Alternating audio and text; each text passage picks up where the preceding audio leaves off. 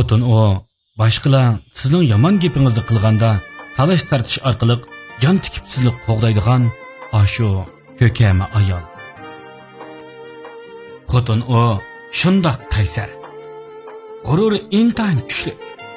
Sizning oldingizda o'zi bilganini qildigan o'rin malika.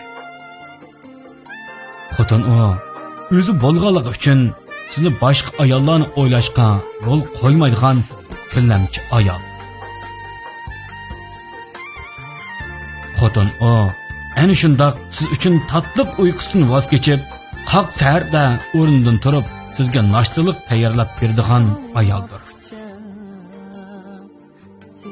Xotin o sizning bo'sh vaqtlaringizda uning ko'proq hamroh bo'lishingizni umid qiladigan, bir ig'iz gap qilmasingizmi mayli deydigan ayoldir.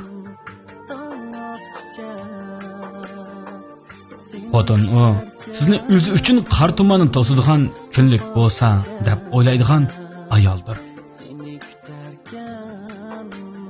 Xotin o sizga ahmidi bor sovg'a elib berish uchun pul tejaydigan ahmaq ayol.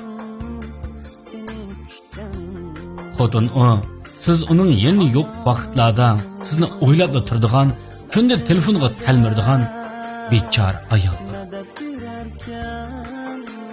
Xotin o siz o'yin o'ynayotgan, uxlayotgan vaqtda telefon qilib yoki fikr yozib sizni sig'indim deydigan suyimlik ayol.